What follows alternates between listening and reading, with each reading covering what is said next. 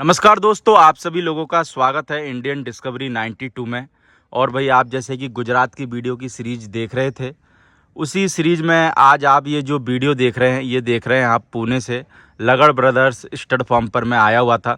यहाँ पर मेरे को डॉक्टर साहब मिले। डॉक्टर साहब भी आज ही मेरे को लगता है कि फार्म के टूर पे आए हुए थे, तो सोचा क्यों ना आपको डॉक्टर साहब की जो कुछ जानकारी है वो आपको दी जाए, क्योंकि मेरे को लगता है कि आज घोड़ों में जो बीमारियां हैं वो बीमारियों ने विकराल रूप ले लिया है। क्यों सर, ले लिया कि नहीं ले लिया? सही बात है। मेरे को लगता है कि हाँ, ऐसा कोई फार्म नहीं है जिस पे आदमी ये कह दे कि हाँ मेरे घोड़े पूरे 100% फिट है। कोई अगर माने चलो फिट होगा तो पैरों में प्रॉब्लम होगी, पैर में होगा तो आँख में होगी, कुछ ना कुछ बीमारी चलती रहती है।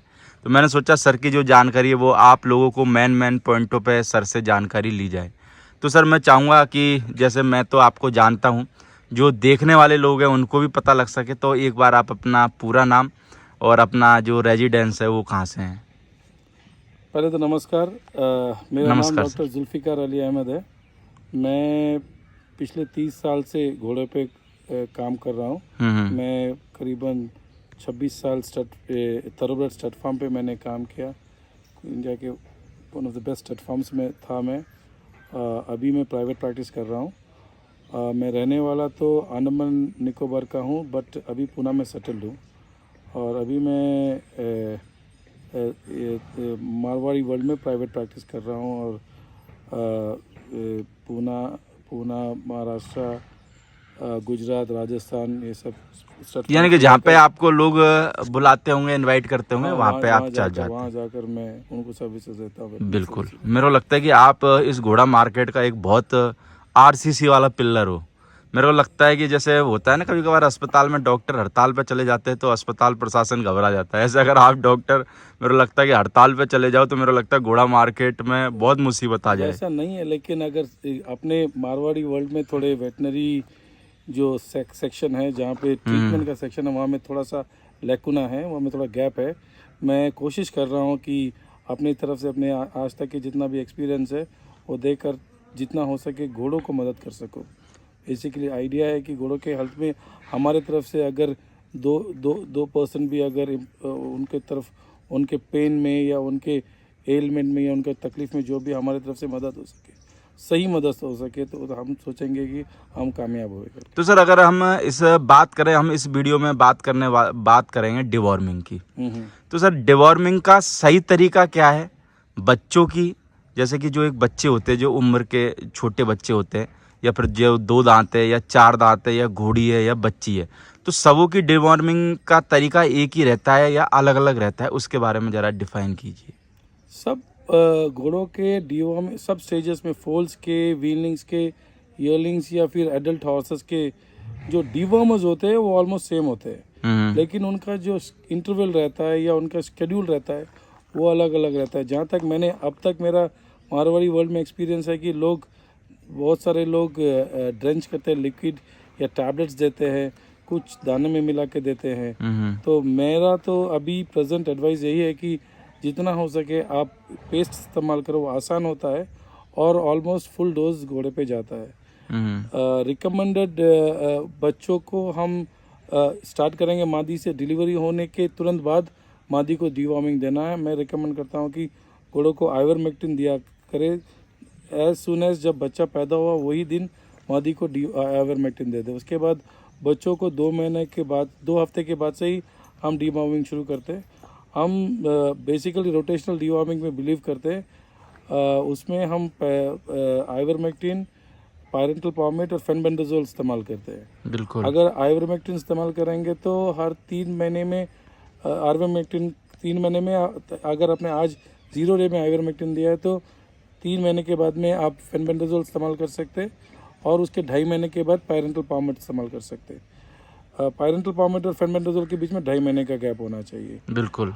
और फॉर स्मॉल स्ट्रॉन्ग गर्ल्स जो कि साइटोस्टोम्स बोलते हैं, उसके लिए साल में 2 बार फेनबेंडाजोल, डबल द डोज, उसका नॉर्मल डोज 5 मिलीग्राम होता है, हम उसको 10 मिलीग्राम पर केजी बॉडी वेट से 5 दिन कंटिन्यूसली देते हैं ताकि वो साइटोस्टोम्स के जो लाइफ साइकिल है उसको ब्रेक कर सके।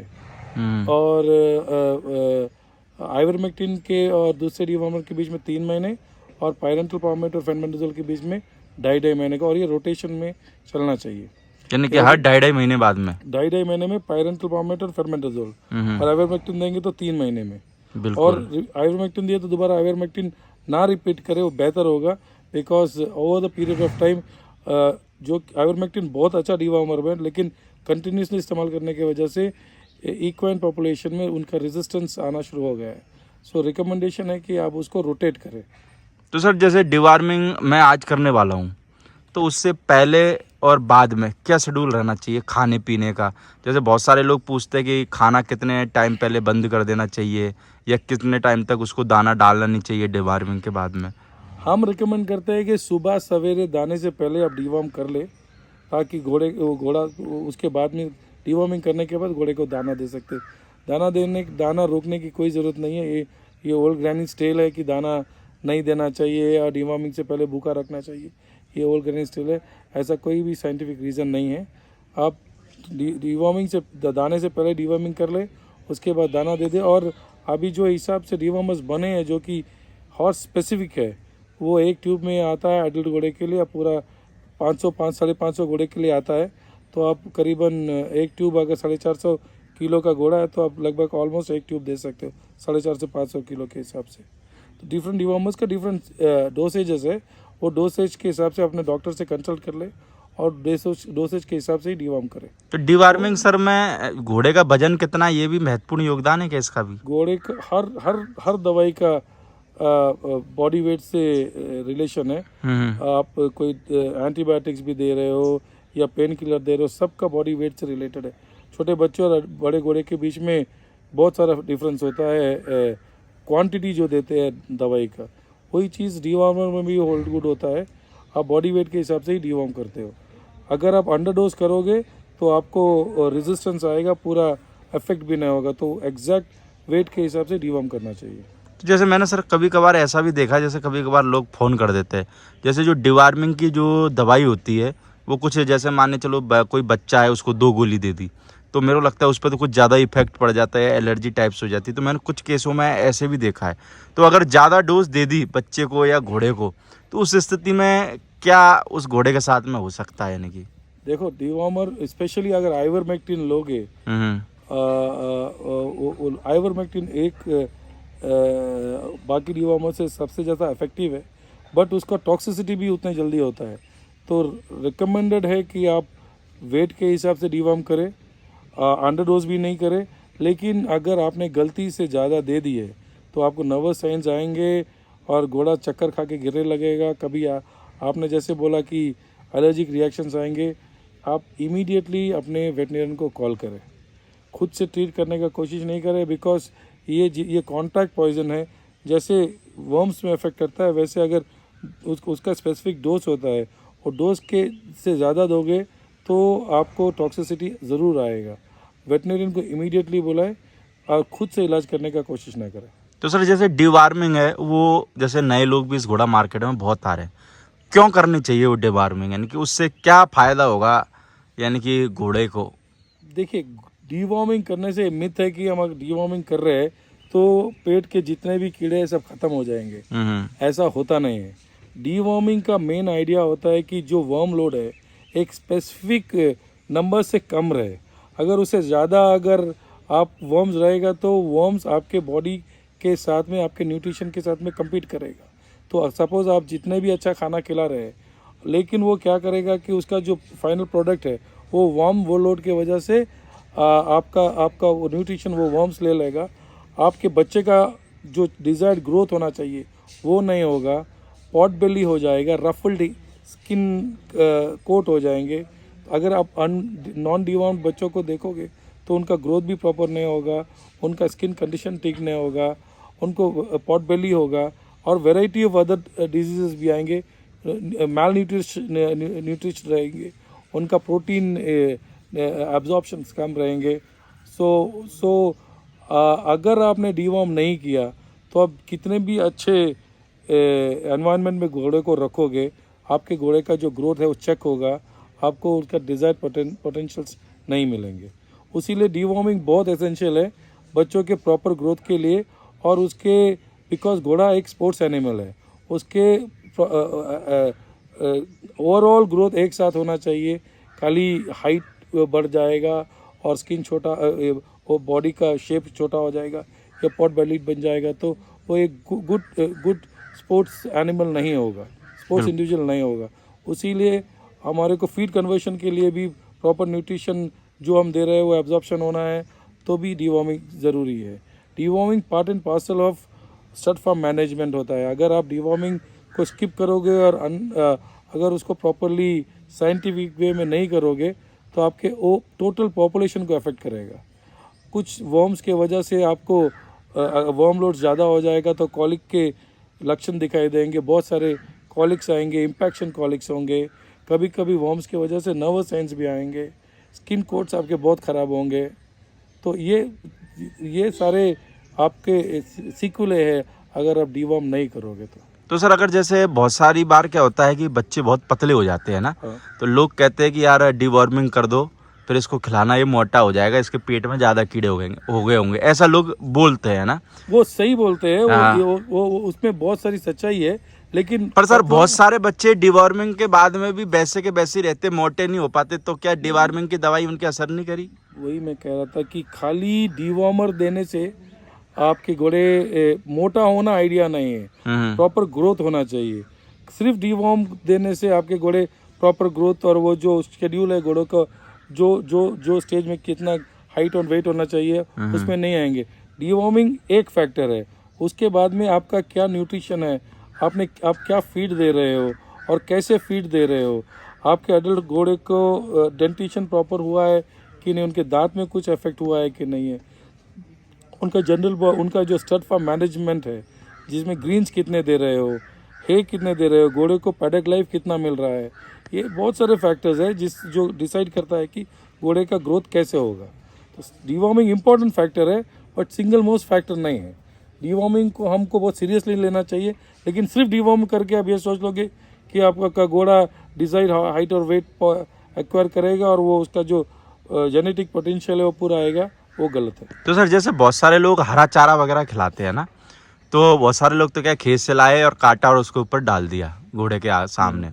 तो मैंने ये भी सुना है कि ज़्यादा हरा खिलाने से भी कुछ प्रॉब्लम हो जाती है। जो घोड़े को जैसे हरा वगैरह खिलाते हैं तो वो कितनी मात्रा में खिला सकते हैं, यानी कि एक दिन में? देखो, मैं तो चाहता हूँ कि 24 घंटे घोड़ा हरा खाए, लेकिन अगर कोई घोड़े को यह हैबिट है कि उनको कभी हरा दिया ही नहीं गया है लाइफ में, तो मैं चाहता हूँ कि ये हरा भी स्लोली इंट्रोड्यूस करे एंड मेक श्योर करे कि एटलीस्ट एक एडल्ट घोड़ा दिन में 10 किलो लूसन खाए, वो एट एन एवरेज 10 किलो लूसन खाए। लेकिन अभी अगर घोड़े को आप हरा नहीं दे रहे हो और आप ग्रीन इंट्रोड्यूस करना चाहते हो तो स्लोली करें और एटलीस्ट अप टू 10 किलोज एक एडल्ट घोड़े के लिए बोल रहा हूँ लेके जाए। 10 किलो से 10 से 12-15 किलो तक भी दे सकते हैं ग्रीन लूसन। उसके साथ में आप ड्राई लूसन भी दे सकते हैं। 1 kilo dry lucerne is equal to 4 kilo wet lucerne. आप लूसन हरा खिलाते हो 4 किलो, उसको ड्राई करने के बाद वो 1 किलो बनेगा। तो आप अगर 1 किलो ड्राई लूसन खिलाते हो 4 किलो वेट लूसन के बराबर होता है। तो ये मिथ है कि वो कॉलिक होता है। हाँ, आपने अचानक ही हरा बहुत सारा हरा एक ही दिन इंट्रोड्यूस कर लिया, कुछ भी चीज़ सडनली करोगे घोड़े के साथ में तो गैसो इंटेस्टाइनल डिस्टर्बेंस होंगे। घोड़े को फीड भी चेंज करना है या फीड चेंज करना है या ग्रीन्स चेंज करना है, जो कुछ भी चेंज करना है ग्रेजुअली होना चाहिए और ग्रेजुअली उसको लेकर जाके उसके पीक तक पहुंचाना चाहिए। तो जैसे सर बहुत सारे लोग घोड़ों को गेहूं वगैरह भी देते हैं, तो ये तो अपने को नहीं पता देते कि नहीं देते, ये मैं आपसे क्लियर करना चाहता हूँ। क्या जो गेहूं है वो घोड़ों को दे सकते हैं कि नहीं दे सकते? देखो, आप कोई भी ग्रेन्स दे सकते हो, लेकिन हर ग्रेन्स के बारे में आपको पता होना चाहिए। अभी गेहूं भी दे सकते हैं, आप मक्का भी दे सकते हैं, सोया भी दे सकते हैं, ओट्स भी दे सकते हैं, बट ये सब दाने में कुछ ना कुछ इश्यूज, लाइक गेहूं में गैस फॉर्मिंग एबिलिटी है। आप अगर बहुत सारा गेहूं दोगे तो आपको दिखाई देगा कि घोड़े में सडनली गैस कॉलिक्स आने लगे। तो मैं ये कभी नहीं बोलता हूँ कि आप ये दाना मत दो या ये दाना दो, जो भी आपने अभी तक आपके स्टड फार्म प्रैक्टिस है वो करते जाओ, लेकिन मेक श्योर करो कि आप वो आपको पता हो कि ये गेहूं से अगर आपको एनर्जी मिल रहा है तो उसमें अंदर ये एबिलिटी भी है कि अगर आप बहुत ज़्यादा दोगे या ओनली गेहूँ दोगे तो आपको गैस फॉर्म होने का चांसेस बहुत ज़्यादा है। गेहूँ सबसे ज़्यादा गैस फॉर्म करता है, उसके बाद मक्का और उसके बाद oats. Oats least gas forming है। तो आप देखोगे थॉरोब्रेड वर्ल्ड में या दुनिया के कोई भी स्टड फार्म में मेन ग्रेन्स जो होता है वो ओट्स होता है। बट क्योंकि गेहूँ में और मेज़ मक्के में एनर्जी लेवल्स बहुत ज़्यादा है तो लोग कंबाइन करते हैं तीनों का। थॉरोब्रेड वर्ल्ड में तो गेहूँ नहीं देते हैं, बट मारवाड़ी वर्ल्ड में गेहूँ part and parcel of diet है। मैं कभी ये नहीं बोलता हूँ कि ये डाइट सुपीरियर है या ये डाइट इन्फीरियर है। जब तक आपका घोड़ा बराबर चल रहा है और आपको मालूम है कि इतना प्रोपोर्शन आपका गेहूँ जा रहा है, मक्का जा रहा है और ओट्स जा रहा है और वॉट एवर जा रहा है, जो आपने मसाला बना जो मिक्स करके आपने खिचड़ी बनाई है, उसके वो आपको बैलेंस करके दे रहे हो, आप फोर्टिफाइड कर रहे हो मिनरल मिक्सचर के साथ में, मैक्रो और माइक्रो न्यूट्रिएंट्स आपके बैलेंस है, कैल्शियम फॉस्फोरस का रेशियो बैलेंस है, जिंक कोबाल्ट का रेशियो बैलेंस है, कॉपर सेलेनियम का रेशियो बैलेंस है। ये balance vitamin A equal sufficient amount में है। अगर ये सब आपने नहीं नोटिस किया और आप अपने मर्जी से कुछ भी डाल के दोगे, बिकॉज अगर आपका कुछ बढ़ जाएगा और वो प्रोपोर्शन डिसमैच हो जाएगा तो आपको वो चीज़ दिखाई देगा आपके बच्चों में, क्रुकड लेग्स आएंगे, टर्नड आउट होंगे, स्केलेटल डिफॉर्मिटी होगा। सो फीड जो होता है साइंटिफिकली मैनेज करोगे तो वो एडवाइजेबल है। नहीं, मैं ये नहीं बोलता हूँ कि आप जो दे रहे हो वो गलत है, और सालों साल हज़ारों साल से लोग घोड़े दे रहे हैं। जस्ट एनालाइज कर ले आपका फील्ड कैसा है, फीड कैसा है, आपका जो मिनरल मिक्सचर्स बराबर से प्रोपोर्शन में है नहीं है, वो एडवाइजेबल है। लेकिन मैं कभी किसी का दाना अच्छा है या अगर उनको कॉलिक नहीं हो रहा है और उनके घोड़े अच्छे ग्रो हो रहे हैं तो मैं कभी उनके जो कन्वेंशनल फीड है उसे छेड़छाड़ नहीं करता हूँ। तो सर जैसे बहुत सारे लोग घोड़े को दूध पिलाते हैं ना, लोग कहते हैं कि हमारा घोड़ा दूध पी के तैयार हुआ है, पर उसी के अगर दूसरे पक्ष में जाए तो बहुत सारे लोग कहते हैं कि दूध घोड़ों को नहीं पिलाना चाहिए, ये पैरों में पानी भर देता है। तो आपका क्या मानना है इसके बारे में? देखो, घोड़े को एक उम्र तक दूध एसेंशियल है। फॉर एग्जाम्पल, जो बच्चा पैदा होता है उसको पहले 2 महीने उसको दूध के सिवा बाकी वो कुछ खाता ही नहीं। 90% उसका डाइट दूध ही होता है। 2-2.5 महीने के बाद से वो माँ के साथ थोड़ा थोड़ा हरा घास, खुद का दाना या माँ का दाना या हरा घास खाना शुरू करता है। हम उसको क्रीप फीडिंग बोलते हैं। हम उसको एडवाइस भी करते हैं कि घोड़ों को, बच्चों को क्रीप फीडिंग होना चाहिए करके। घोड़े जब बड़े हो जाते हैं, 6, 6.5, 7 महीने के ऊपर हो जाते नहीं होता है। 90% घोड़ों को लैक्टोज इंटॉलरेंस होता है, तो कभी कभी घोड़े दूध डाइजेस्ट नहीं करते हैं। लेकिन ये बोलना कि घोड़ों को दूध नहीं दे सकते वो गलत है। बहुत सारे घोड़े बड़े होने तक का दूध पीते हैं। दूध लाइक पानी पीते हैं, उस तरह दूध भी पीते हैं। दूध अगर उनको डायरिया नहीं हो रहा है और वो दूध डाइजेस्ट कर पा रहे हैं तो मैं मना नहीं करूँगा कि दूध पी के पाँव में पानी भरता, ये गलत बात है। पाँव में पानी भरने का रीज़न ये है कि आपके जो कैल्शियम फास्फोरस रेशियो, जैसे मैंने बोला, आपके मिनरल इम्बैलेंसेस होंगे, या आपने घोड़े को एक्सरसाइज उनके बोन मैच्योरिटी के पहले शुरू कर दिया होगा, तो आपको बॉक्स पेविन होने के चांसेस बहुत ज़्यादा है। तो आपको फोकस दूध नहीं है, आपको फोकस आपके फीड के मिनरल्स में देखना चाहिए कि आपका मैक्रो और micro elements proportion, scientifically proportion में है या नहीं है। तो सर जैसे बच्चे वगैरह जो होते हैं, तो आपका क्या मानना है कितनी उम्र के बाद में उनको यानी कि जैसे लंजिंग वगैरह और यानी कि अच्छी तरीके से उनको रिंग में घुमाना, दौड़ाना, ये करना चाहिए? क्योंकि लोग कहते हैं कि जैसे घोड़ा चलते चलते एकदम ब्रेक मारता है तो उसकी वजह से पैरों में पानी भर जाता है। तो उसके बारे में आप क्या कहना चाहोगे? यानी लंजिंग वगैरह बच्चे को कब चालू करनी चाहिए प्रॉपर वे में? उससे पहले शुरू करोगे आएगा, उसके वजह से आपके डिफरेंट जॉइंट्स में स्वेलिंग्स आएंगे, कभी पानी भरेगा, कभी रिंग बोन आ जाएंगे। तो ये एडवाइजेबली नहीं है कि उनको फोर्स एक्सरसाइज, उनका एक्सरसाइज होना चाहिए, फ्री रेंज छोड़ देना चाहिए। वो अपने मर्जी से भागेंगे, मर्जी से घोड़े आप पैडक में रखोगे तो घोड़े भागेंगे, उनके हिसाब से भागना चाहिए।